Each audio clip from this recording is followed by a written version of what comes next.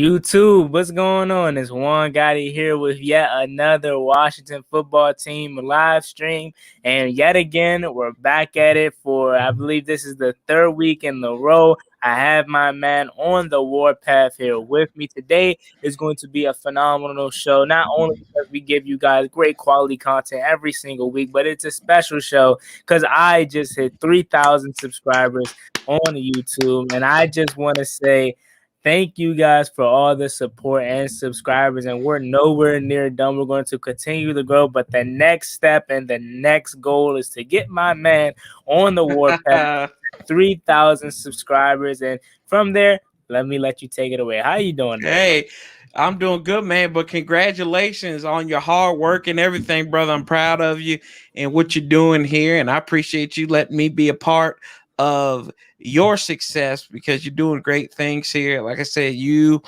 Pedro, you guys are some of the great young minds here and on our team and in the NFL on YouTube. So it's just good to be in your presence, and the fact that you asked me to come on here after our craziness and our sharp elbows the other day. So, hey, but I'm ready to rock and roll with you anytime.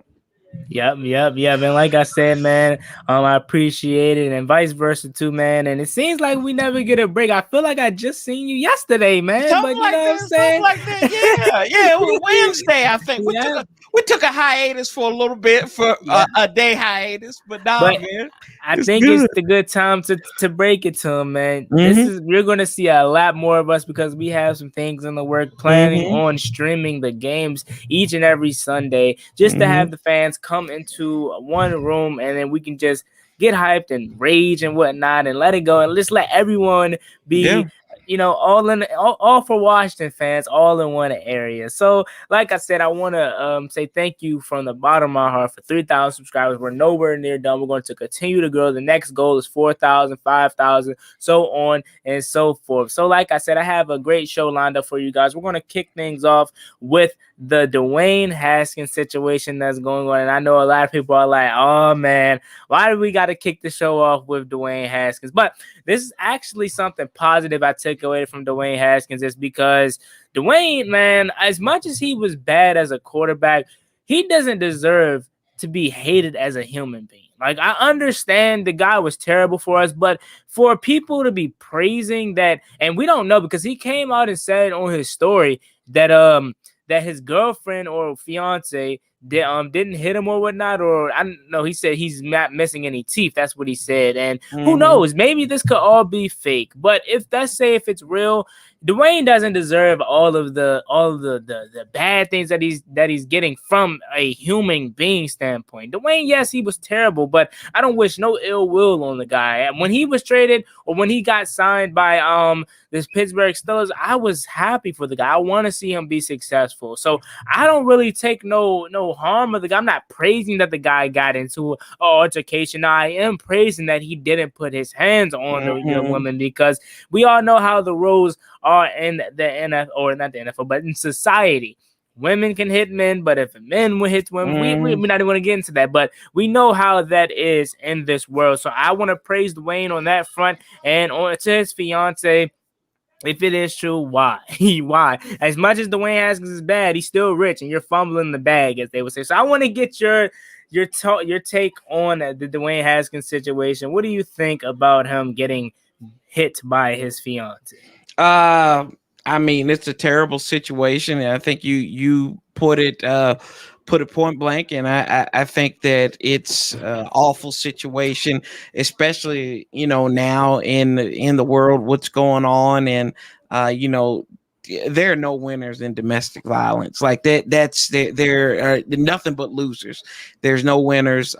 So I agree with you to the point that you don't have to like somebody as a quarterback or as a player or something, but that doesn't mean that guy Dwayne should be chastised for that, or I mean, people are always going to be, the internet's undefeated on a lot of things, but people are going to talk about it and stuff. But to this point, I hope Dwayne makes an adult decision with that, because you don't need that in your life, especially when you're trying to work on your craft. And then also, I hope that young woman gets whatever help she needs in that situation as well too, because I believe this is the same young lady who he had the party for, that had a lot of glitter at. So I'll leave it at that. So a lot of single digit dollar bill, a lot of dollar bills, and a lot of glitter.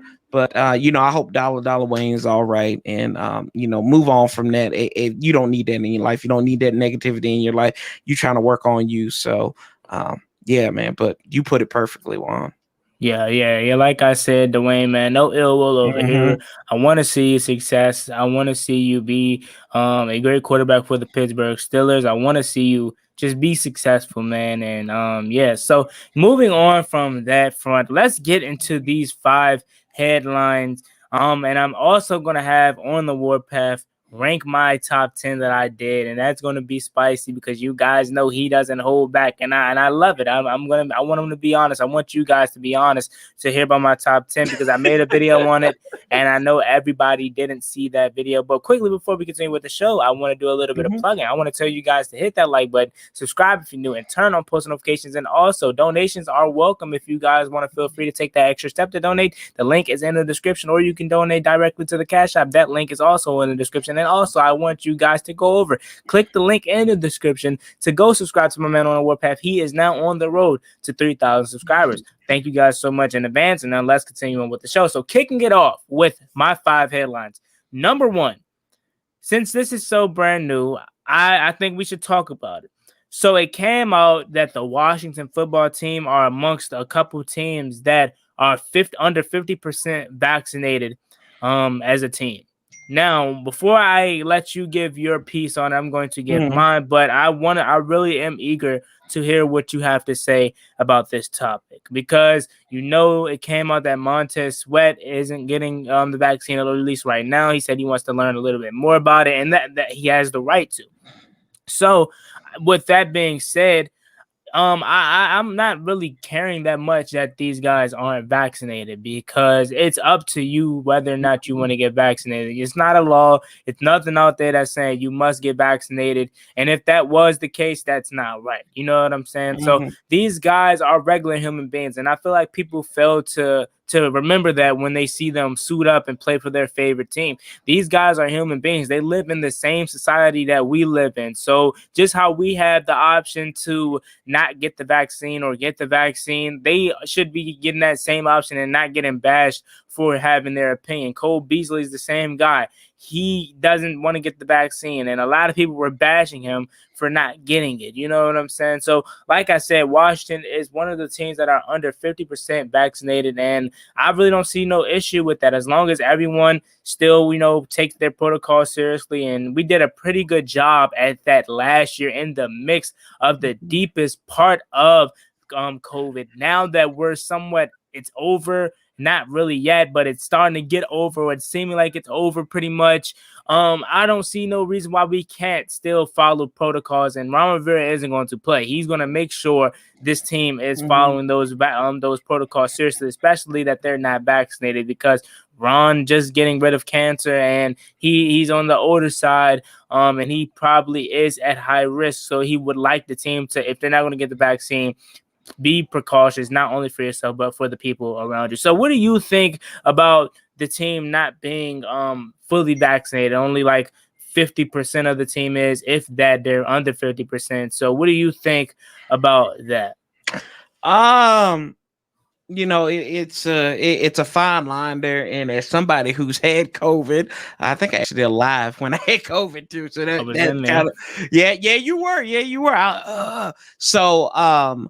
I think, it's all about education. You got to educate yourself on that. And I think it's also about doing the right thing, and what you determine is the right thing, right? Like we said, Ron's getting over cancer. People who have a compromised immune system are more susceptible, according to the data that's shown. So I would, I encourage anybody to do your education, everything like that, on getting the shot, because it's not, some people might not be able to take the shot. Some people may be able to take the shot. But that's your personal decision. But also remember that your personal decision has consequences at the end of the day. Now, I'm not going to push anything on anybody that doesn't want it, but as somebody who's had it, I would say taking the shot is more of is a better result being sick for that little bit of time than being sick, having like 14 days of your life having to sit down. I miss Christmas because of that. I'm still mad about it. So just be educated about it. And I think that number will probably change because of some of the things that the NFL is trying to put in place to kind of, I think, testing every day and doing some certain things there. So I think there may be a big push coming up when people return to training camp as well. And then you got to remember, if the fans are going to be in the stadium as well, that's another catch that you're going to have to really, kind of monitor as well, because I even think in training camp, you're not really going to be close to the players. I think you got to be like 20 yards or some crazy distance like that. But yeah, COVID sucks, and we're seeing it everywhere, and it is what it is. Just be educated and do what you think is right. That's the only thing I can tell you. Yep. And like I said, man, I really don't see any fault of the players or any badness of this coming up, because it's totally their opinion. And like you said, you got to get actually educated on what's actually inside the vaccine. Now, moving on to my next headline, I want to talk about the quarterback position, because those are one of the biggest headlines, or that is one of the biggest headlines headed into our 2021 training camp. You have Ryan Fitzpatrick, who's seeming to be the starter by default. Then you have Taylor Heineke, you have Kyle Allen, and you have Steven Montez, if you still want to consider him. But on this quarterback room, I really do think we're in a good position from the standpoint of having depth. All these three guys that I named have played, have started in the NFL and has played well. Now the biggest thing is consistency for all three of these guys. Ryan Fitzpatrick can go out and give you 5 touchdowns and 2 interceptions one game, but then he can go out there and give you 4 touchdowns and 5 picks, or 2 touchdowns and 4 picks. So I think consistency is the biggest reason that is holding all three of these guys back. And until we see that on the field, we are skeptical. Now, I want to get your take on this quarterback room, and who do you ultimately think is the starter? And out of the group, who do you want to truly start? Like, if they came to you and said, after looking at this training camp, after observing it, who do you think deserves to get the starting job? Oh, God, you would do this to me. I would say we need to go out and find some more resources more than anything. Juan, you know that I think it's going to be Fitzpatrick to start out. Not saying that Heineke can't the rise up there, and we really don't even know if Kyle Allen's going to be ready. I doubt we see Steven Montez. I think there would be, if we see Steven Montez, we might as well just get ready for 2022, because I really do think that is going to be I think that would be a huge issue if Montez was started at any point. So I'd be like, let's get on the trade wires. It's like fantasy football. Get on the waiver wire. Who is available? Because at the end of the day, I looked at this the other night. Actually, today, Ryan Fitzpatrick was one of the worst quarterbacks inside the 20. He was under 50% in completing passes. He was tied for throwing the most interceptions in the red zone. Now, granted, Russell Wilson was also up there as well too, but it just kind of goes to like what we're saying. Like, do we have this quarterback? And I mean, Ryan Fitzpatrick. People are trying to make Ryan Fitzpatrick into something that he's just not, and that's the biggest question I have there. I think that Ryan Fitzpatrick will be the starting quarterback. My cat believes it as well, as he's trying to mess this live up. But Ryan Fitzpatrick will be the starter, unless barring injury or anything. I think he will be. Yeah, definitely. As much as I don't want Ryan Fitzpatrick to be a starter, just because I want Taylor Heineke to win the job, just to see if he can build off that momentum. Preseason is going to tell the story regardless. As much as training camp is going to play a role in it, preseason is going to play an even more bigger role in it. So as much as I want Taylor Heineke to win this job, I don't think he's going to. I think Fitzpatrick is going to get the starting job to at least start the season, and we know he's going to have a meltdown probably by week 4 to week 7, around that range, and then Taylor Heineke's going to come on to have to save the day, and that's probably around the Tampa Bay stretch and the Green Bay stretch, I want to say. I think it's somewhere around that there. We don't play Green Bay this year. Yeah, we do. We play at Green Bay. Yeah, okay. I wanted to make sure I was right. Okay, yeah. So it's around Denver. It's around that stretch, that Denver stretch. So he's gonna, as much as Fitzpatrick is going to have a hard schedule to at least start the season, he's going to have a harder season because I think Kansas City might be in that mix a little bit too.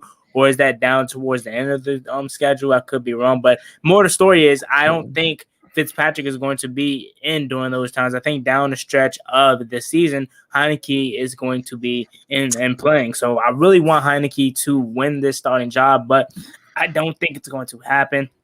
I hope I'm wrong because the guy deserves to at least get a shot to build off the momentum that he created for himself in that playoff game. And they even said that, and I know you say that he was running with the 2s and whatnot, but I thought he did get some couple snaps with the 1s, and they said he looked the best out of both quarterbacks. And and if he is playing with the 2s, he's going up against the Casey Hills of the world, while Ryan Fitzpatrick is going up against the Chase Youngs of the world. So I understand that being that case, if he did not get any reps under the 1s, but I still am excited and I'm glad that he was the best quarterback in the minicamp and OTAs. I'm just saying, and you can take it with a grain of salt, but if he's looking legit, he should be the quarterback day 1. Okay, so now moving on to my second topic.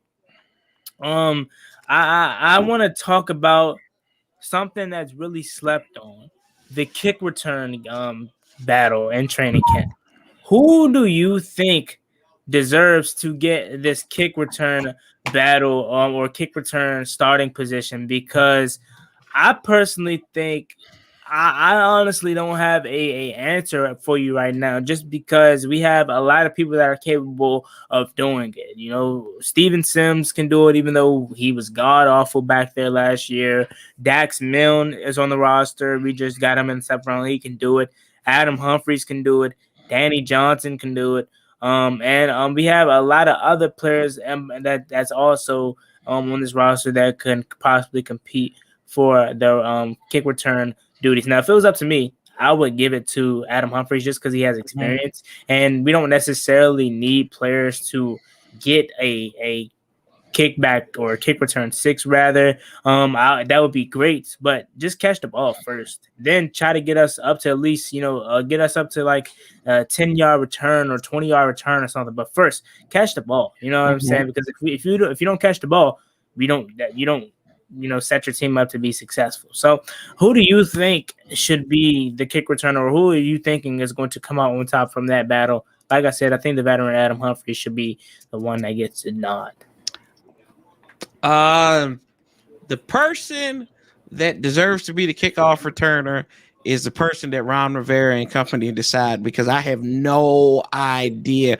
I think do we get DeAndre Roberts, or what is that? Daryl Roberts? No. The DeAndre Carter, yeah, DeAndre Carter.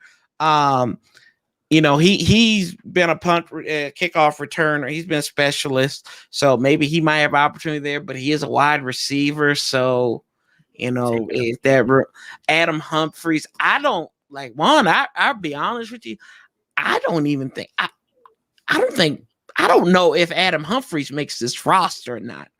That's the thing. That's one of my hot takes. I think that it's in talking to people and reading some things, and with his injuries, I don't really know if he's going to make this roster or not. I'm not saying he won't, but I'm not saying he will either. He's kind of out there. It depends on what he does in preseason as well. And you do have a preseason this year, so injuries will be a factor. character because you went easy on each other in training camp pretty much just to get ready for the regular season last year.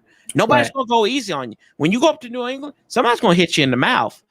When you got them 2 games against Cincinnati and Baltimore, Ravens. they're gonna hit you. They're gonna hit you in the mouth. So it's gonna be interesting to see that as well. But I don't know, man. I really don't. I know who it is. It shouldn't be. It shouldn't be Steve Sims. Steve Sims Jr. Oh my goodness. I think right now the most consistent that I've seen, I need somebody to field the ball. Danny Johnson does that. Danny Johnson's done that. You don't hear about him fumbling and tumbling and everything with that. So get somebody to do that. I would like to see Dax Milne back there too. I think he could do it as well, but I think he's going to be great as a slot receiver just because of how he can run routes and everything. But yeah, it's I think it's open. That's open season. That position is probably the most wide open position on the team. Yeah, and you made a good point to where you said that Dax Milne is could be a guy that could do it, but and I think he's more realistic than anybody on this list that we named because he also can provide in the pass catching game. Yeah, Adam Humphries could do that too, but I mean, would you rather go with Adam Humphries or would you rather go with a young and up and coming guy? Me personally, I would rather go with Adam Humphries just because he has that chemistry with Ryan Fitzpatrick and he's showing that he can do it on a big level. But Ron Rivera, and he as much as people say he is a veteran guy, he would take a veteran over anybody. He's actually been the opposite in Washington. Remember Morgan Moses being the most recent. We drafted Samuel Cosmi in the second round. Instead of going with Morgan Moses, we cut him and we were rolling with Cosmi. Then at the start of training camp last year, we cut AP all day, first ballot Hall of Famer for Antonio Gibson. Now, it turned out to be phenomenal. They knew what they were talking about, but back then in July,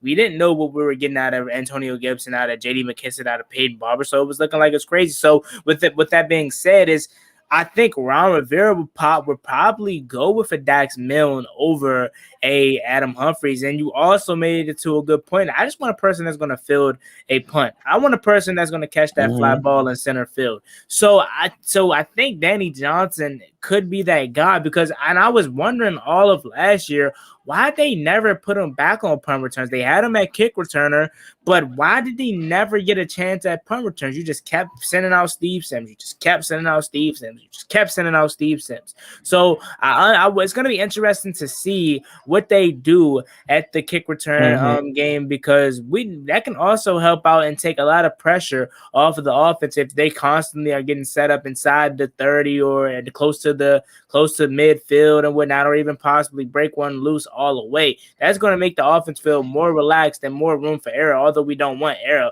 we know it's going to possibly happen. And if they getting some help out of the kick return game, they can have more errors to make up and not really have no consequences or have less consequences. So yeah, it's going to be exciting. And that room is wide open. And I see you guys' comments on the right, but we have a lot of topics I want to get to. So continue to comment because later in the show, I'm going to read almost every single comment if I can, scroll up and that far and read all the comments. But I want to take this time to quickly promote myself. Make sure you guys like this video, subscribe if you're new, and turn on post notifications so you get notified when I upload a video or a live stream like this about our Washington football team. We just hit 3,000 subscribers. I want to thank you guys for that. Share out this live stream so we can get more people in here that are Washington fans. We have 17 in here. I would love to see those numbers go up. So make sure you guys share the stream out to get more people up in here talking about the burgundy and gold. And also, while you're at it, go subscribe to my man on the Warpath. He's also on the road to 3,000 subscribers. So go get my man to 3K, and let's continue on with the show. So moving on to my third headline into the battles of training camp, I want to talk about this wide receiver because you brought up the good point of the wide receiver room. It's a lot of people over there. It's crazy because last year we were just talking about how lackluster this room was with nobody outside of Terry McLaurin. Now you fast forward a year later, we have so many weapons that we're gonna have to cut some players that we don't want to. And I'm talking specifically the Cam Sims, the Antonio Gandy Goldens, the Steve Sims. I know a lot of people want him cut, but you get what I'm saying. He still has talent. So we're gonna have to cut some players that we don't want to cut. So assuming that the 6 people they're keeping 6, who do you think the 6 will be? Who are your 6 to make the roster? My 6 are Terry McLaurin, Curtis Samuel, De'Ami Brown, Adam Humphries, and then my final 2 is Kelvin Harmon, and I want to say AGG, but something deep down inside of me says they're not going to keep 2 possession receivers. So for the sake of me going with my gut and going with what I was going to say, I'm going to say AGG, but for some reason I feel like they're not going to keep 2 possession receivers over an explosive guy like a Dax Milne or possibly a Steven Sims. So I want to go with because Cam Sims too. I'm gonna go with Cam Sims over AGG. So yeah, so I'm gonna go Cam Sims, Terry, De'Ami, Adam Humphries, Curtis Samuel, and my last one, I think I said Kelvin Harmon. Yeah, I think it was Kelvin Harmon. So those are my 6. And as you see, a lot of phenomenal wide receivers, or not phenomenal. Let me not say phenomenal because don't want to throw around that word too loosely. But a lot of talented receivers that aren't gonna make this roster. So who are your 6 that you think makes this roster? So I think the first 4, I think you got that. I think those are going to be home runs. Are Terry, Curtis, and De'Ami, and I think Cam Sims. The way they've been talking about him, I think he's going to make the roster. Now you get into murky waters. So you're talking about 2 spots for 1, 2, 3, 4,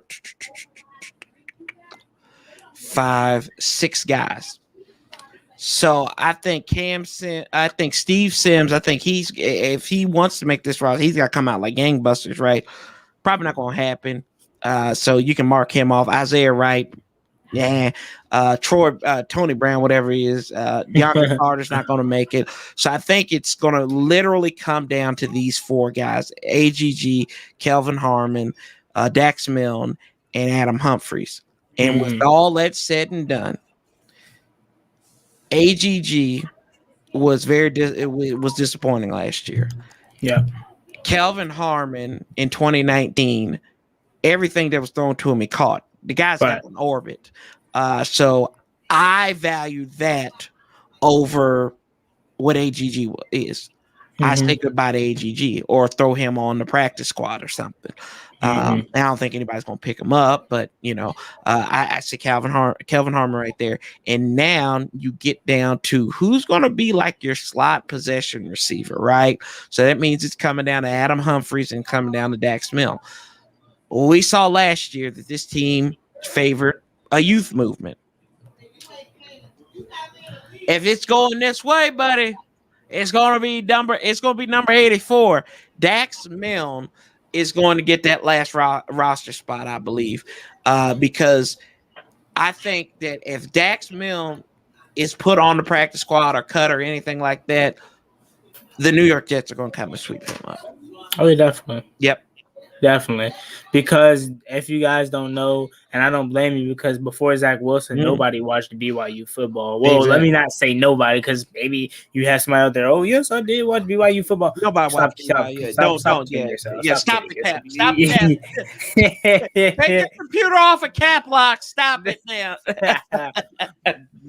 Yeah, so nobody watched the BYU football before Zach Wilson got there. And then when Zach Wilson was there, you seen this little skinny white boy running around beside him, that being Dax Milne, his number 1 receiver. So if we do not sign or keep Dax Milne, the Jets are not going to hesitate. And same with AGG. I beg to differ about y'all. I disagree with your take on AGG. I honestly think the guy has a bunch of talent, athletic freak. We know that. So I think we could possibly squeeze him onto the practice squad. I don't think it's likely. I think as soon as they see that he's on waivers, they're gonna be like, oh, what is his his rap sheet. What is his portfolio? Oh, this guy is out of Liberty. He's a 4th-round pick. Washington cut him after 1 year because he couldn't stay healthy, and when he got on the field, he didn't produce. How old is this guy? Oh, he's 23, 22.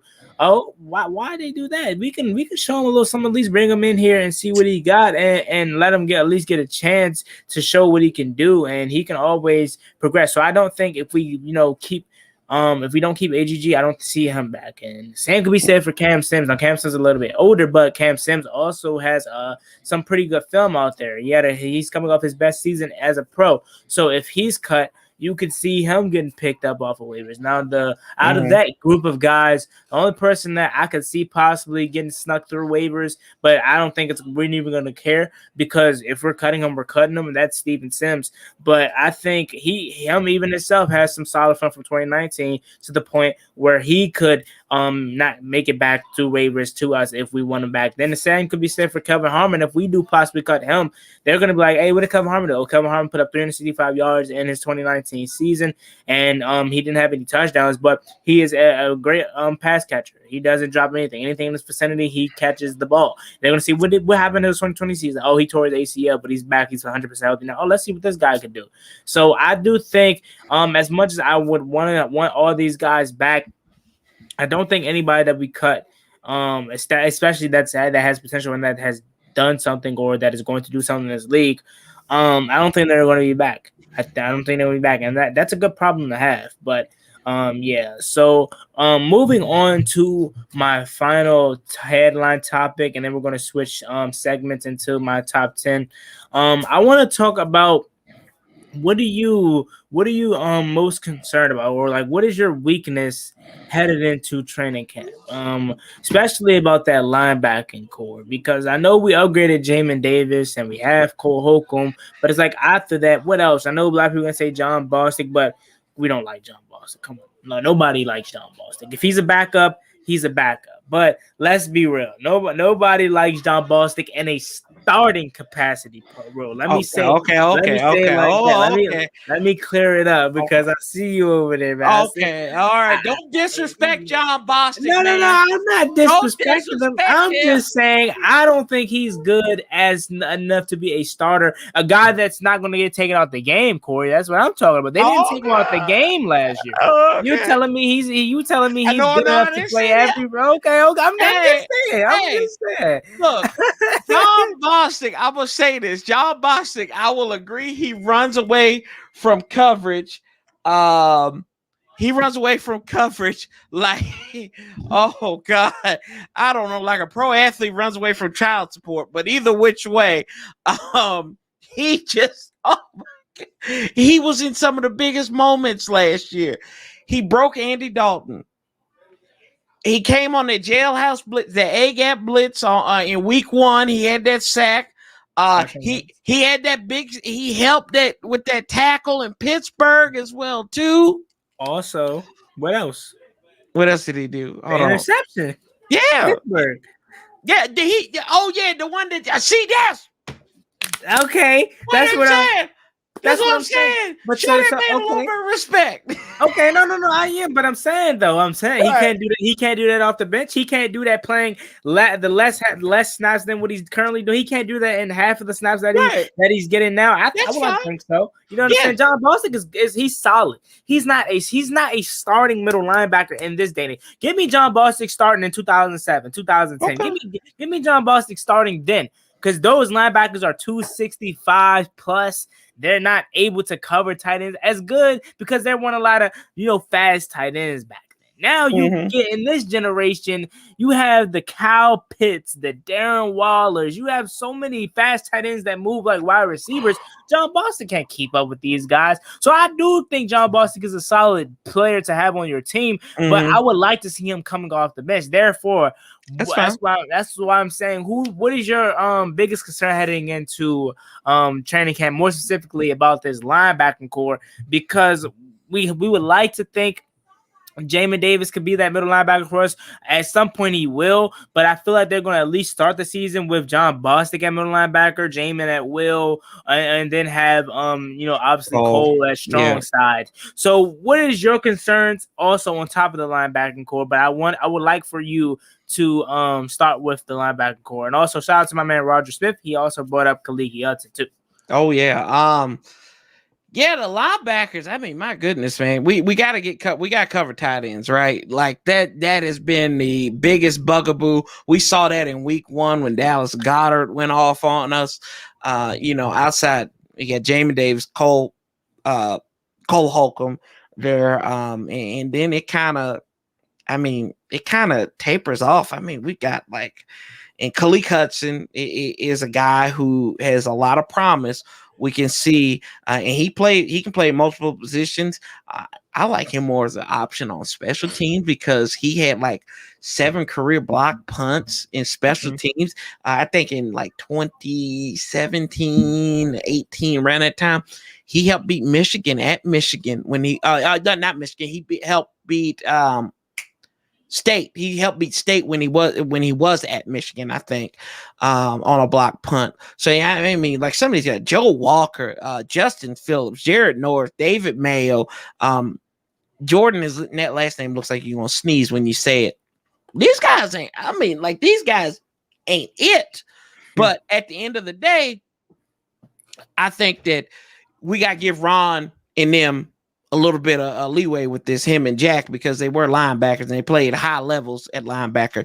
So I'm not too concerned as much about this linebacking core because I think they're going to get it right. I think they're working to get it right. And if the defensive line can play a little bit better and if the secondary is improved as well, it kind of makes up for that a little bit. And then we don't really know what are we going to do with Landon Collins. You might get him in a spot where you don't have him as a back in there secondary. You can play him close to the line of scrimmage a little bit more. Maybe he might add something there as well. But you got to wait and see this plays. I'm looking forward to week 1 of the preseason at New England to see what this linebacking core can do. But and then I think to your second part, what positions concerns me the most on this team? Is that right? Yeah. I mean, Juan, that's not a serious question. Everything I will default to is quarterback. But for the sake of argument, I will not. I will not touch it. I'm not going to touch the quarterback. I promise. I'm going to say the running backs. The running backs are a big concern to me.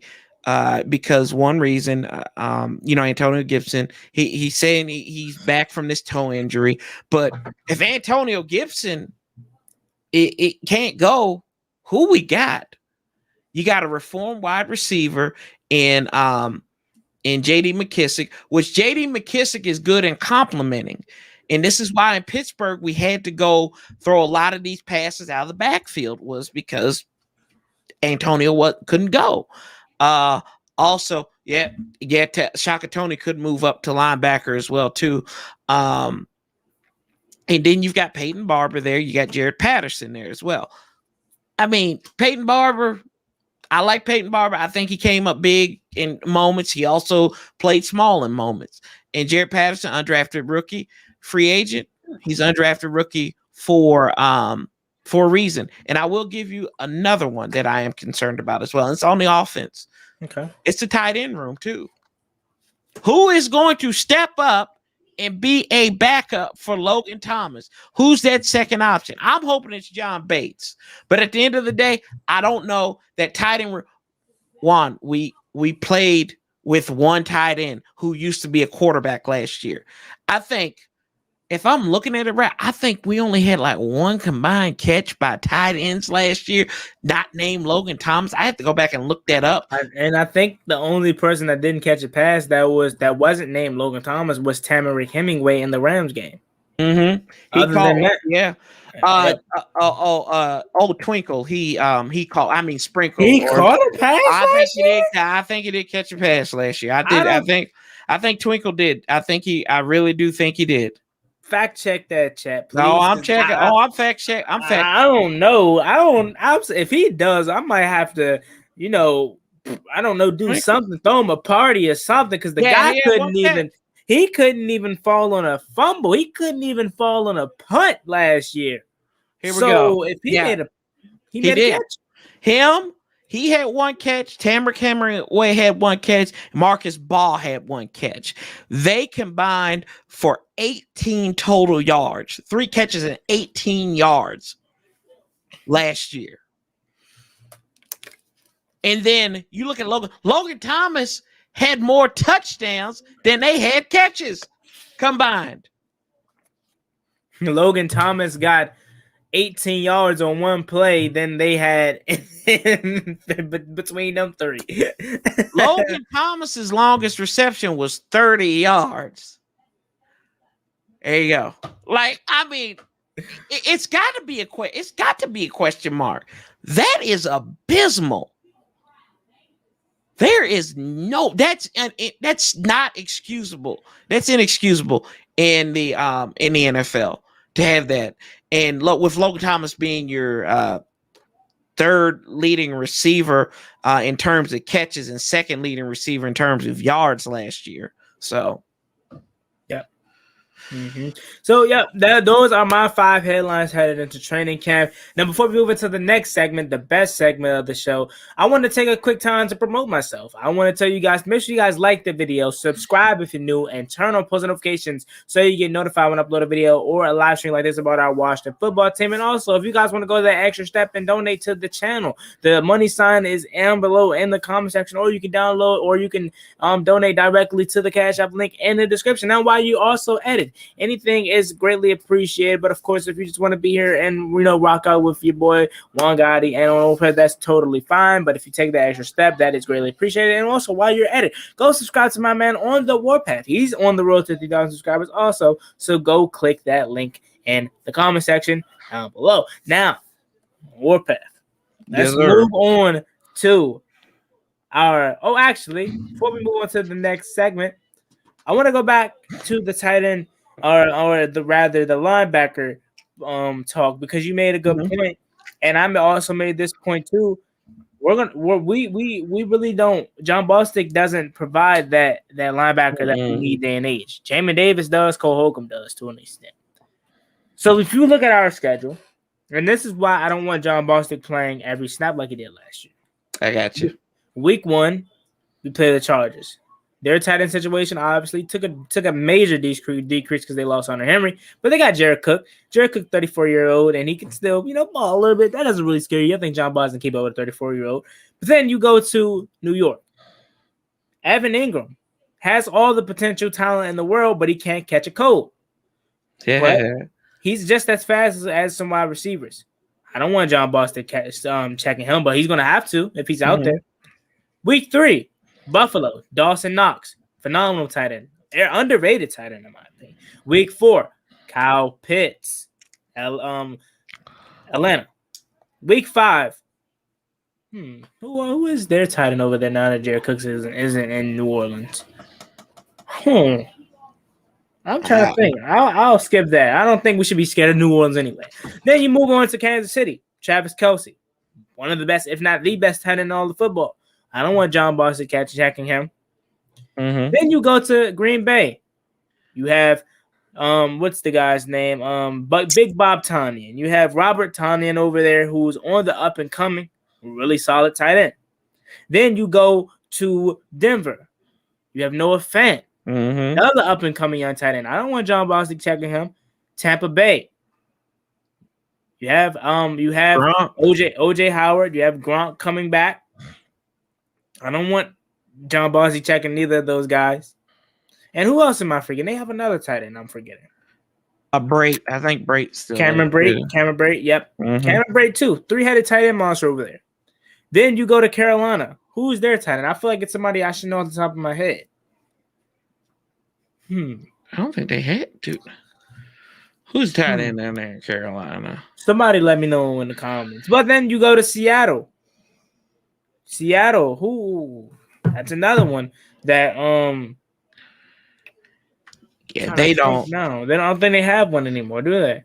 No, Seattle's not. I don't think Seattle does. I I don't think the Panthers really have a tight end either. So that's where it kind of gets a little bit. Yeah, it kind of dies down there a little bit. But then, go ahead. Go. I'm sorry. So go ahead. I looked up New Orleans. New Orleans has like Adam Troutman, who they drafted last year. From Dayton. Yeah. So let's see. But then this where it picks back up. You have my favorite tight end in the NFL, Darren Waller. I don't want John Bostic checking Darren Waller. Why did I say it like that? Why did I say it? I don't want John Bostic checking Darren Waller. Then you go to Dallas, Blake Jarwin. Yeah, he's solid. Yeah. Then you have Blake Jarwin and what's the other guy? I think Brandon Schultz. What's his name? Schultz something. Dalton Schultz or what? Dalton Schultz. Yeah, something like that. Schultz. Man, I ain't worried. Look, I ain't worried about the look. You can only play. You gotta. This is why Jamin is okay. Like we remember that this dude covered Kyle Pitts like a cheap suit. So I ain't too worried about that. I'm not too worried about the situation. The only tight end that really scares the ever living dog feces out of me is Travis Kelce. That's it. Yeah. Yeah. Oh no, my bad. I was just talking about Allah. No, I know. No, we know about Jamin Davis. I was just saying because they want John Bostic to continue to play middle. They want to continue to have him playing middle linebacker, and I was just talking about how I think John Bostic needs to come off the bench, and we need to find a middle linebacker. I know we have Jamin Davis, and we assume that he's going to be the middle linebacker at some point, but to at least start off the season, I don't think he's going to be. And if that's the case, I want to find a middle linebacker, possibly Kaliki Hudson or something that can keep up with these day and age tight ends. So I didn't forget about John Bostic or Jamin Davis. I'm just talking about why I don't want John Bostic covering all these fast tight ends. Then you scroll down some more. You have Philly. You have possibly Zach Ertz. Then you have Dallas Goedert who killed us. Then you finish off with Dallas again in New York. So more of the story is we're going to have a lot of tight end problems this year. So I need Jamin Davis to be shadowing these tight ends like he is a cornerback. He could. I mean, it's possible, man. We gonna see. Like, it's gonna be trial by fire, and you either gonna rise up or you're gonna be sitting down with you and me on the couch. So, maybe we can have an exclusive interview with him. So I don't know, bro, but we shall see. Yep. So I want to shout out Tyrone Williams for the $5 donation. I appreciate it, my brother. Means so much. If you guys want to be like Tyrone Williams and help out the channel in any form or fashion, go down below and click that money sign. You can donate anything, and you can leave a nice little message if you want to. It is greatly appreciated. But of course, if you guys want to just be here and support the channel, I'm so greatly appreciated for that too. Shout out to my man Protect Sports Network for the $1.99 donation. I appreciate it so much, my brother. He says, yo, what's up, Corey and Wom? I watch the football team, bros. Watch the football team, bros. That's it. We not real life bros, man. Come on, man. Nah, I'm just playing. I'm just playing. I appreciate it, my man. Shout out to Protect Sports Network. Make sure you guys go over there and support my man Protect Sports. Tone. He's on the road to 2,000 subscribers. I mean, he's almost there. So go over there and give my man a big subscribe. I appreciate the donations. And like I said, if you guys want to be like Tyrone or Protect, you can click that money symbol in the description and donate any amount that you want, or you can go down below and donate directly to the Cash App. The link is in the description too. So make sure you guys stick around for the great part of the show. And like I said, anything is appreciated. So now, like I said, make sure you guys stick around for the great part of the show. Let's get right into this because, I already know. Because I don't know if everyone saw my video on my top 10 Washington football team players headed into the season, but I have my 10 right here. Let me know when you're ready. Oh, yeah, look at me. Do it look like I'm ready? Do it look like I'm ready? Okay, here we go now. So I had to take it quick because I was parched. I had to get my parched, So okay. I'm gonna match you. Why not? Let's match. Let's There you match. go. There you go, We can match. match. We can match. Okay. So, mind you, these are my Washington football team, all positions on the roster headed into 2021. Number 10, Cameron Curl. Cameron Curl is a 7th round pick that came in, filled for Landon Collins in a starting capacity, and played his butt off. Played his butt off. He and Jeremy Chin, and mind you, Jeremy Chin was drafted in the first round. Not only was he drafted in the first round, he was a defensive player or rookie of the year finalist last year under Chase Young. And they put up identically the same numbers in every single category. You had Cameron Curl beating Jeremy Chin in some categories. You had Jeremy Chin beating Cameron Curl in some categories, but it wasn't by a lot. Mind you, 1st round pick and a 7th round pick. So Cameron Curl's expectation coming into the league was down here. Then Jeremy Chin's was up here. Now I feel like it's even kill or in my opinion, call me biased all you want. Cameron Curl is better than Jeremy Chin. Number 9. Okay. I'm going. He was a 2nd round pick too, brother. So they second round pick, my bad. But still, same difference though. Same difference. 2nd round pick, my fault. Okay, then move on to number 9. Cole Holcomb. Cole Holcomb has been really, really good for us since entering the league in 2019. 2019, he's been really good. And last year, he took that extra step. We know he got hurt a little bit, especially missing out on that Seattle game. But when he was in there, he was making plays. He was making plays. He especially games like that Dallas game when he killed Ezekiel Elliott. Remember that? He lit him up. Now, moving on. As my phone decides to log now. Moving on. Number 8. We got a new face around here. William Jackson comes in at number 8 on my list. The reason why I said William Jackson is number 8 on my list is just because for the simple fact, and it's not no wrong, these are 8 best players. So if you're on this list by any means, you're not in a bad spot at all. Number 8 for William Jackson, I feel like he's going to be a beast here. He was phenomenal last year. He was rated PFF's one of their top cornerbacks when it comes to man coverage, and that's behind Cincinnati's defensive line. Now he's going to be coming to a defensive line where it's arguably the best defensive line in all of football, so I expect this guy to be making big plays. Number 7, Brandon Sheriff. Naughty somewhere punching the air. But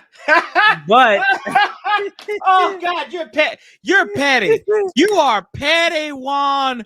I had to have your back, man. I had to have your back, my man. boy. You know, Brandon Sheriff, number 7. He is phenomenal. One of the best right guards in all of football. We know last year, in my opinion, and I don't know if Corey feels the same way about this, but I feel like he had just handed that award because of his name. Now, when he played, he was good, but he was injured a lot last year. And I personally feel Brandon Sheriff, since entering the league, has had way better seasons than he did last year, to where he should have been an all-pro in those previous years. But hey, I'm not hating because I love me some Brandon Sheriff, and I'm excited that he was an all-pro because he plays for my favorite team. Moving on to number 6. Another new face, Curtis Samuel. Okay. Curtis Samuel is my 6th best player on this roster headed into 2021 because I feel like now that we have a number 2 receiver to go alongside Terry McLaurin, he is going to go off. I feel like this guy has the chance to have around 1,500 all-purpose yards. Okay. Almost 200 or 2,000 purpose yards. But I'm not gonna go. I'm not gonna go there. But I feel like he has the ability to do that. But I'm gonna give him probably around 1,400, 1,300 all-purpose yards because I feel like he can be a threat in the running game just as ability as he can be in the passing game. So I think Curtis Samuel is going to be phenomenal for us because now we have another weapon alongside Terry McLaurin, especially at the wide receiver position. Now we get into our top 5. Number 5 comes in running back Antonio Gibson. Antonio Gibson, does that really need any explanation? The guy came into the league guns blazing, was phenomenal for us last year. And if it wasn't for that turf toe injury, this guy would have had probably 15, 14 touchdowns around there. I think that Antonio Gibson is going to be able to have that Christian McCaffrey season. Now, maybe probably not this year, but at some point in his career, he's going to put up 1,000 yards. 1,000 yards receiving, 1,000 yards rushing. I think he really does have that potential to do that because he is really like a Christian McCaffrey. Some could say better, but I'm not going to do that yet because Christian McCaffrey is phenomenal. Then you get to number 4. Number 4, Daron Payne. Now you asked me this question last year heading into this season. Daron Payne's not on this list. Daron Payne is not on this list, and Jonathan Allen is going to be number 4. But Daron Payne had a phenomenal season last year. Although he wasn't able to create that pressure like Matt Ioannidis is able to do that, he was doing it somehow. He was doing it somewhere, creating pressure up that middle interior pressure. He was able to get back there. He was able to be a force in the run game. He was able to get his hands on a few footballs, tipping the passes at the line of scrimmage, being wreaking havoc. Number 3, Montez Sweat. Montez Sweat is my 3rd best player on this roster just because for the simple fact the guy is a dog. The guy is a dog. And also for the simple fact, Corey, the guy was raw coming out of college. He was. Mississippi State, he's raw. He was raw. Mm-hmm. He was phenomenal last year. What did he have? 7 sacks in his first year and 10 last year? Yep, almost 10. I think he had 9.5 last year. Yep. We're not even seeing his peak. The guy is still raw, man. And he already has 16.5 sacks in his career. Montez Sweat is going to be phenomenal, man. I'm telling you. And then and as so rightfully he deserves, Chase Young getting all the credit. That's cool. Because you're forgetting about number 90 on the other side that can do, if not better things than Chase Young, just as equal. This is a guy that had 10 sacks last year. He was batting up a few passes here and there. He won us the Pittsburgh game. He slammed the hammer down on Dallas, batted up to himself, picked 6, ran it back on Thanksgiving, killed them. So he is my 3rd best player on this roster just because the guy is just so good, man. Number 2. I don't even know if I want to say this. Yeah, I already know your top 2. So I don't even know if I want to say this. Go on it. They gonna kill me. I know. And I know some of you guys in here are probably already seen my video, so there's no surprise. But if you didn't see my video, number 2 is Chase Young. Chase Young is the best pass rusher we have, the best defensive player on this team, obviously. You know what I'm saying? On a good day, I might feel he's number 1, or he could be number 2. It really doesn't matter. Like I said, all these guys are the 10 best players on the roster right now. So if you're on this list, it's good. Chase Young has the potential to win Defensive Player of the Year this year. Has the potential to win multiple. You see Aaron Donald racking up all those Defensive Player of the Years. I guarantee you, I almost guarantee you, if this guy doesn't get hurt, if he just goes off of what he did last year and he continues to get better off of that front, this guy has the potential to have that Aaron Donald effect to the point where is wreaking havoc, causing triple teams, quadruple teams. He's already doing that in his rookie year. This guy, if he's going on the trajectory that he had created for himself last year, this is a guy that's going to need extra space on his shelf for multiple Defensive Player of the Year awards. So Chase Young is the 2nd best player on this team. And number 1, hold on, Corey. I'll be back. Oh, I know who it is. Number 1. Y'all already know who it is. Number 1. We already know. Number 1. Oh, we know. Bring it out here. Bring that jersey. There he is. Number 1. Yep. Y'all see that?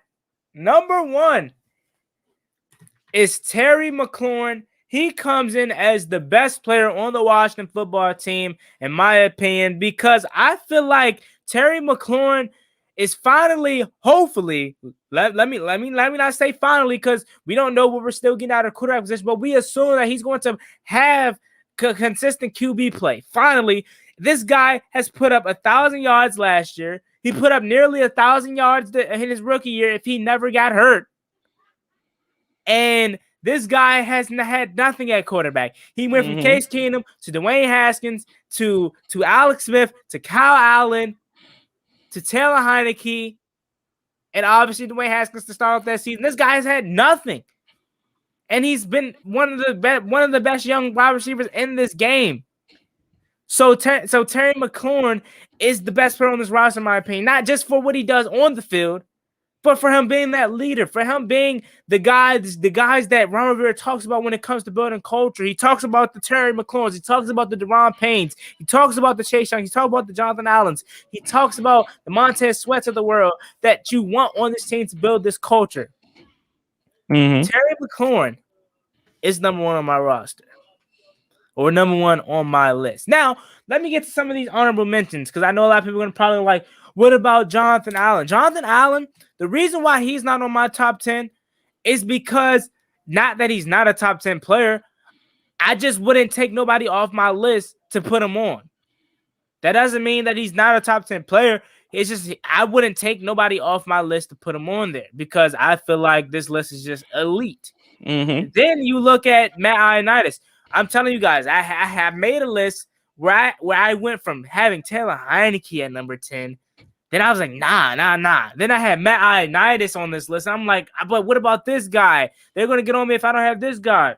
So I made this list over about 3-4 times, not kidding. So Jonathan Allen doesn't mean he's not a top 10 player because he's on my list. It's just nobody on this team, or nobody on my list. I'm sorry about that. Nobody on my list is somebody I would replace. So with that being said, what do you think about my top 10 list? I want to hear this. The fact that you had a debate putting Taylor Heineke up in there, Juan, is kind of that was a little that was a little bit. That's why I didn't put it out there. That's why I didn't put it out there. You did. Because you knew we was coming. We was coming like a pack of wolves. Not saying that's gonna be our team name, but dude, I like it. Hold on. Do you know something that we know? No, I don't. I just Corey's on payroll. No, I'm not. Oh, that's a lie. Don't you do that to me.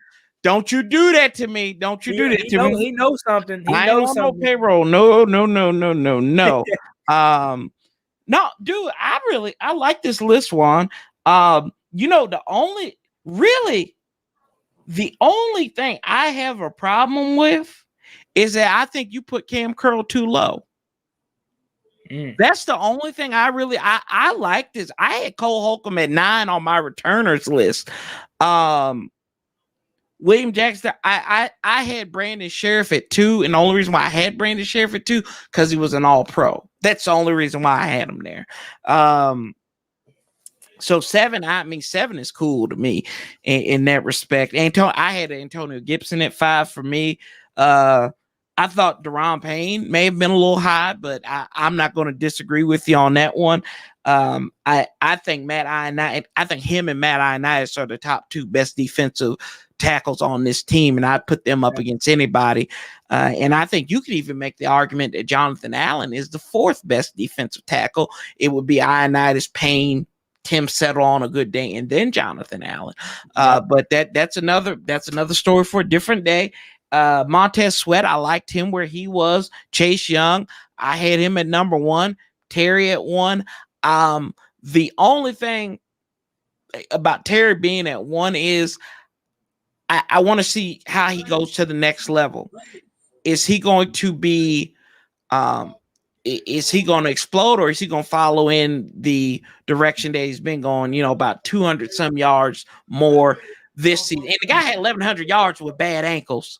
Yep. So, I like the list, dude. I really don't have any problem. If you had to put number 4 on there and left him on there, I legitimately probably would have had a mini stroke because of that, because of the malfeasance that you had put out in this world. So I like the list, man. I think it's a pretty good list. I really do.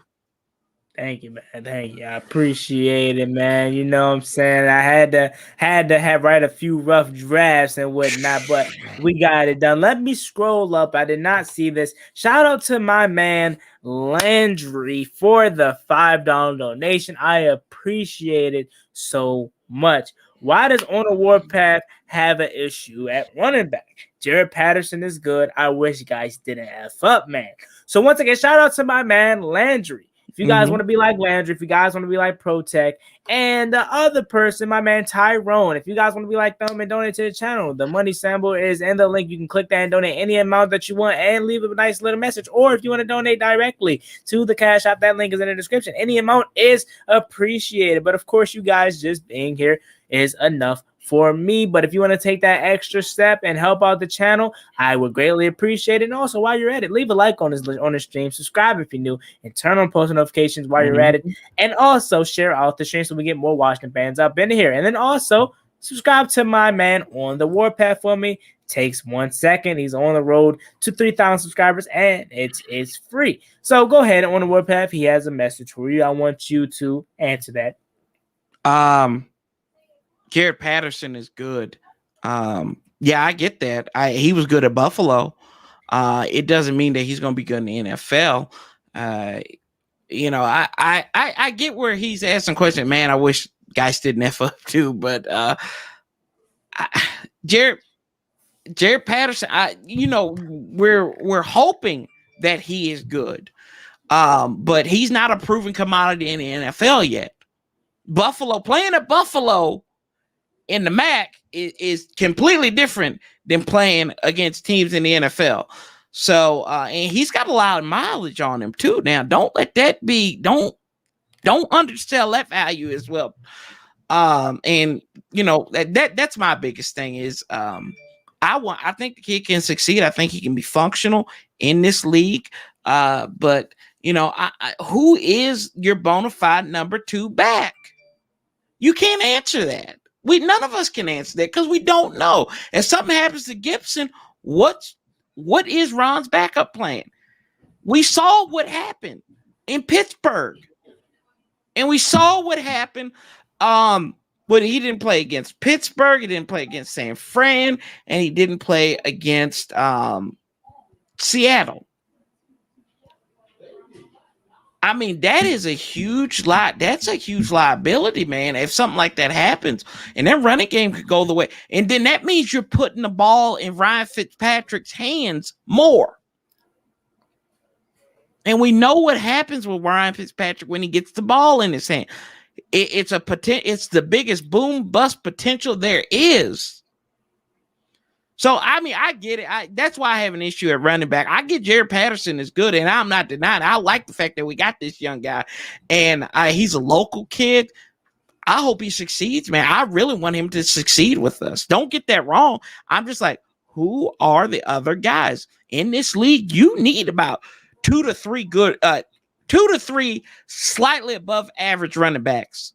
It's not a one bell cow league anymore. So yeah, and I'll leave it at that in that respect though. But that's a good question though, Landry. Shout out to Landry. He subscribed to me too. So that's a heck of a question. But yeah, Juan, I yield.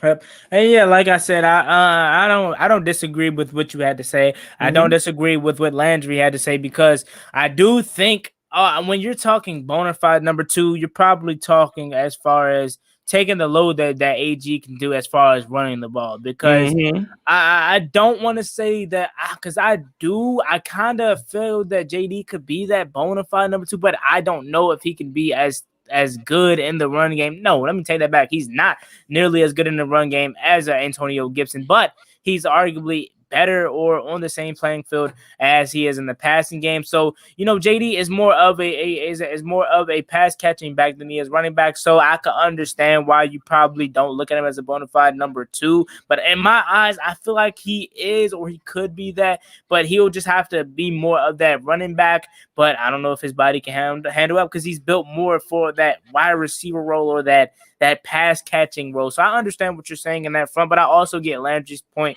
from where he's asking why he has an issue with running back group. So shout out to Landry for that question. Brian Harden says, good point with our running back depth. Samuels and Barber's going to get some touches, but not enough to earn pressure on Gibby. Or ease pressure on Gibby. Yeah, definitely for sure. I do think Samuel could get some burn at running back. And also, I would like to see Jaret Patterson become that number 2 back. I know on Warpath kind of made it seem like he don't like Jared P, but he does. Yeah, he does. Like him. He likes Jared P a lot, and I think he could possibly become that number 2 back. Alrighty, now, so shout out to my man Redskins 007. He's always coming through supporting the channel. I really do appreciate it, my man. It means a lot. He says, which games are you guys going to see live, if any? Shout out to my man Redskin 007. Shout out to my man Landry. If you guys want to be like these two and support the channel the long way, you guys can click that money symbol down below in the description. It helps out the channel a lot. Any donation, any amount is appreciated. But of course, if you guys just want to stay here and watch me chop it up on the warpath, that is fine, because you guys just being here means a lot, because you don't have to. So I was thinking about going to the Chargers game week 1, but my brother just kind of plugged me in with the PS5, and you know, I've asked Corey. I've been fiending to get that thing since November. Yeah. So I might have to devote, you know what I'm saying, my time to getting that. And we'll see if I go to the Chargers game still. But I was set on going to the Chargers game, but then this came up. So we'll see. We'll see. I want to go to that Giants game too. So I think I'm going to go to at least 1 or 2 games this season. I might go to the one in Atlanta week 4. Ooh. So I might go to 1 or 2. What about you, Corey? You going to make the road trip out here?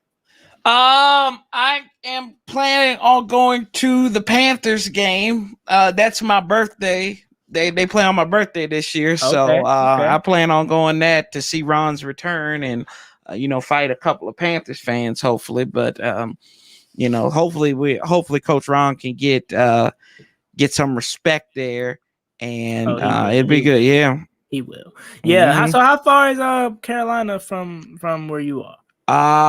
It is about 3-4 hours, I think. Okay, that's not that bad. Because it's about 8 from where I am. Or yeah. So 8. No, I think Georgia's 8. I think Carolina might be 6 or 5. One of them. So yeah, not that bad of a drive. So I want to get to some of these comments before we get out of here. My man Tyrone says Terry 1100 passing yards, Samuel 990 yards, and Did Brown with 950 yard receiving yards. Okay, so I don't have a problem with that, but here's what I have to ask you. Do you think, Tyrone, do you think Dayami gets that much playing time? Because who's to say Adam Humphries doesn't really take up all the slot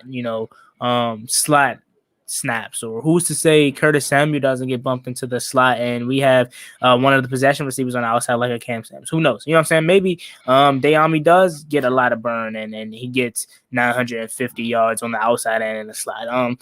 Shout out to my man Wolfie. He says AG puts up 1,000 yards and 1,100 touchdowns. Golly, 11 touchdowns. That's not that bad. 1,100 total yards, or 1,100 all purpose, or 1,000 all purpose, or 1,000 rushing. I think you're talking about 1,000 rushing. That's not that far fetched.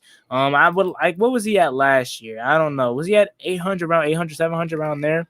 Somewhere around there. I want to say around there. So I think he can get 1,000 yards. Brian Harding says Fitz is going to feed Terry those bombs passes. Hopefully, man. Hopefully he doesn't overthrow him.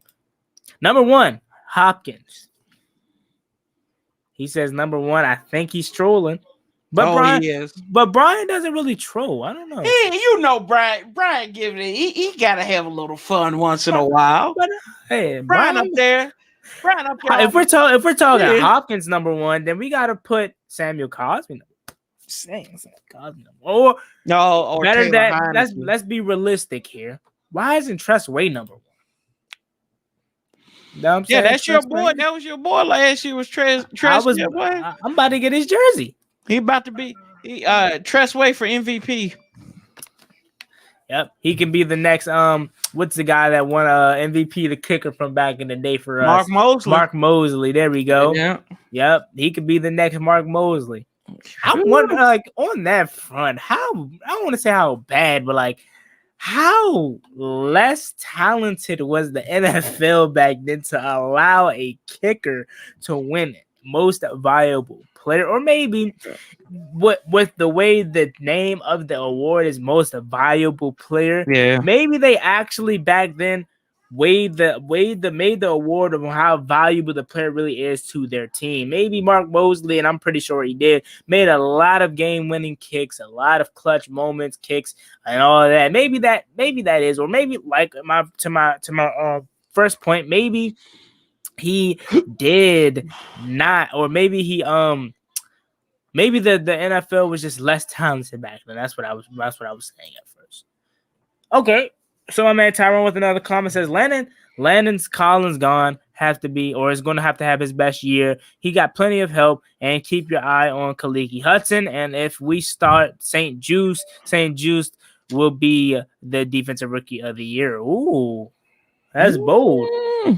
That's bold because I think my pick is going to be Jamin Davis, but I don't think he's even going to win it. But my pick, if we had to pick somebody from our team, I think it's going to be Jamin Davis. I really do. Oh, you're Jamin over there, huh? Yep. Roger says, yeah, Shaka Tony has shown he can play some Sam. Not forgetting, just need to show it. Yep, Shaka Tony is a guy that could possibly move to linebacker, but I think they're going to at least start off the season with him at edge rusher. Let me see here. Roger also says, I have been saying this to Brian Harding. We need another running back, and it shows. Get TJ Yeldon or bell cow veteran running back, or we should get TJ Yeldon. Is probably what he's saying. A bell cow veteran running back. Now with TJ Yeldon, I wouldn't mind it, but are there any other better options out there on the free agent block? I don't know. Bryce Love could possibly come back, but I don't know. I see Rogers saying, and I get where he's coming from, but I mean, TJ Yeldon isn't better than anything we have on the roster now. I don't believe. I mean, you look at it. He's been in the league longer than Peyton Barber has. I think, yeah, he's been in the league a year longer than Peyton Barber has, and Peyton Barber has better numbers. He hadn't even touched the ball pretty much in Buffalo the last couple of years. And he hasn't had, let's see here.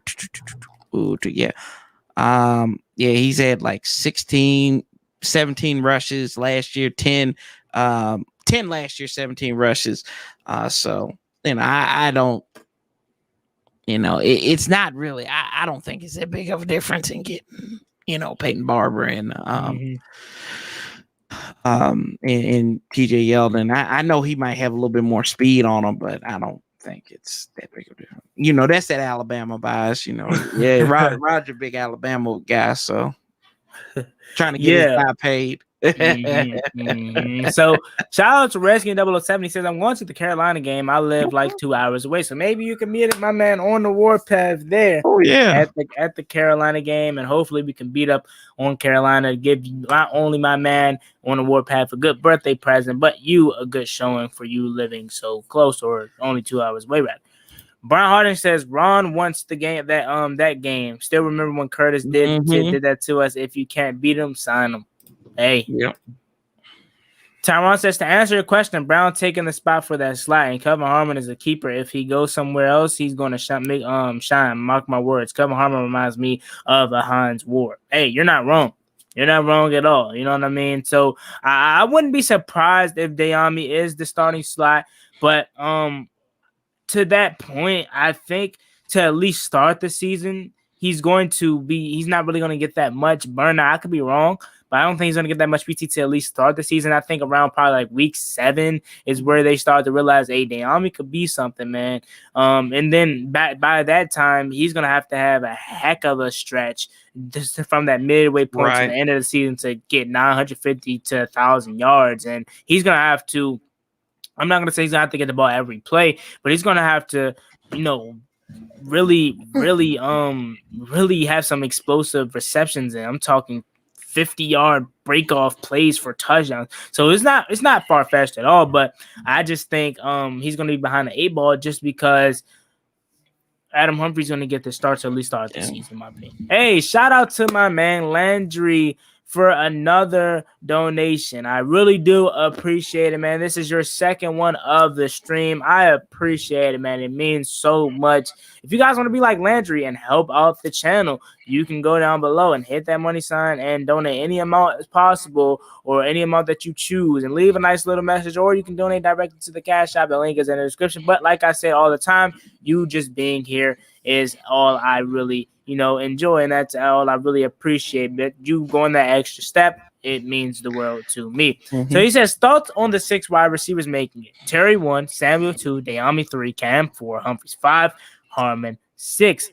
Actually, I don't see anything wrong with that. Now, are these just, I assume because you put them like this is how you see it on the depth chart?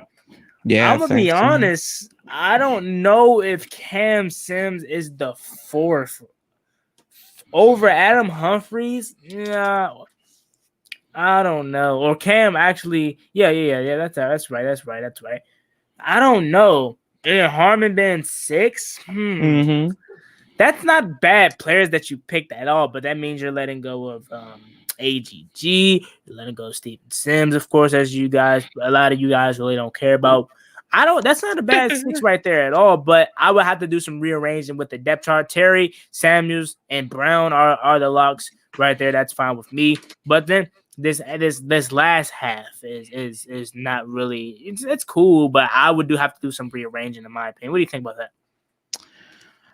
Well, you know how I feel about that one. I said I don't think Humphries makes the team. So other than that, I mean, him and I are pretty much the same. So he said this isn't in any order at all. He said, oh, okay. Yeah. No, I think Landry and I are about the same on that. Like I said, I would not. Yeah, I would take out Humphries and put Milne in there. But other than that, I like that. So. Oh, my bad. Oh, you good. I was putting my video on YouTube to on YouTube or Instagram. Yeah, you know me. Hey, that was a little shot right there, man. Come on, man. Nah, I'm just bad. But yeah, guys. So I think unless you guys want to, continue to comment, I think we're going to call it a night, man. I really do appreciate everyone for coming through on the 3K special. It means a lot for 3,000 subscribers. Next goal is 4,000 subscribers, and then after that, 5,000. Me and the Warpath, man, this is my God. We have so much in store for you guys. I cannot wait for the season to start. I think we did a good job at finally breaking it to them. But the combined streams are gonna be so lit, man. I don't even know what I was thinking to not even do that last year. Do you know how legendary that Pittsburgh stream would have been? My reaction plus your reaction. I don't know if you haven't, but go back to my stream when you get some free time on the Pittsburgh game. Scroll over because I have the scoreboard up there, so you're gonna be able to find where Montez Sweat forced the pick. You can go back there and scroll down and to see my reaction. Then I want you to also go to the Dallas game on Thanksgiving. I was streaming, you were streaming, obviously. Yeah. Go down. You're gonna be able to find it and scroll to, once again, I have the scoreboard up there, so it's gonna be easy to find. And scroll to where Montez Sweat caught the pick 6. I want you to see my reaction there. Now, just imagine that double reaction with me and on the Warpath. It's gonna be wild, that's what you're getting. That's what you're getting this season. And then on top of that, when we're getting our let's keep it PG. When we're getting killed, you're going to see us rage. You're going to see us rage. You're going to see us talk. You're going to see us do all that. So this season is going to be fun, man. And I appreciate everyone for coming on. And I cannot wait for this season to start. I think we're probably going to do week 1 versus the Chargers on my channel. Then we're going to do the Thursday night game on Warpath's channel. But we're going to figure that all out. I wanted to get my man on the Warpath the primetime game because we're going to get litty over there at night there. So, like I said, man, I appreciate everyone for coming on. Now, let me answer my man BH's question before we get out of here. I don't want to leave my man hanging. He says, how about the tight end situation? Corey did a great job of covering that early in the stream, but to basically talk about what he said. He said he doesn't really feel that comfortable outside of Logan Thomas. We need to find that other guy's going to be out of after Logan Thomas. He said Logan Thomas or the three guys last year outside of Logan Thomas, that being Tamarick Hemingway, Jeremy Sprinkle, and Marcus Ball combined for 18 total yards. And Logan Thomas's longest reception last year was 30 yards. Logan Thomas, per On a Warpath, had more touchdowns than these guys had receptions. So to his point, this tight end position is not as good as it is, and the tight end position has a lot of upside, maybe with John Bates, but it's a big question mark. It really is. Anything you want to add on to that before we close the show? No, man. You wrapped up what I thought pretty much. I said it was trash, garbage, horse manure. So yeah, it can't get any worse. The tight end spot can't get any worse behind Logan Thomas. It can't. Okay. Yeah. So I want to appreciate everyone for coming on. We're gonna wrap it up here. I'm pretty sure if On a Warpath doesn't have anybody special next week, we're gonna be on this channel because Helm and possibly Pedro. I gotta hit my man Pedro up, and I might hit up ProTech. I don't know. I'm gonna do that. I'm gonna do that later in the month. I don't mean to be spoiling it, but y'all the special 28 that's in, y'all the special to get that. But we're gonna do a big one towards the end of the season, right before training camp. We're gonna do a big one with me on a Warpath, Pedro, probably my man Tone, probably try to get Big Simple up in here. We gonna do that. And hey, y'all 29, can't spoil it to the other. What's that? About other 2 point something. Y'all can't spoil it, so that's on the low.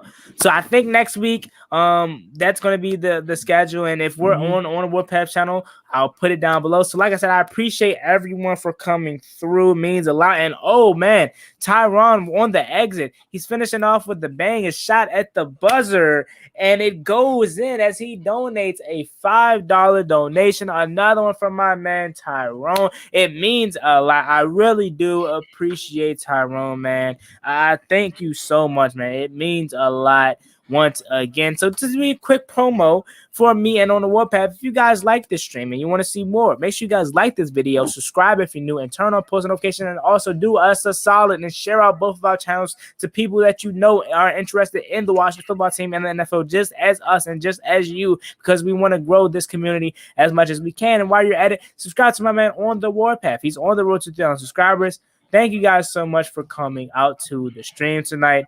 You will see me again some soon on a live stream with On the Warpath.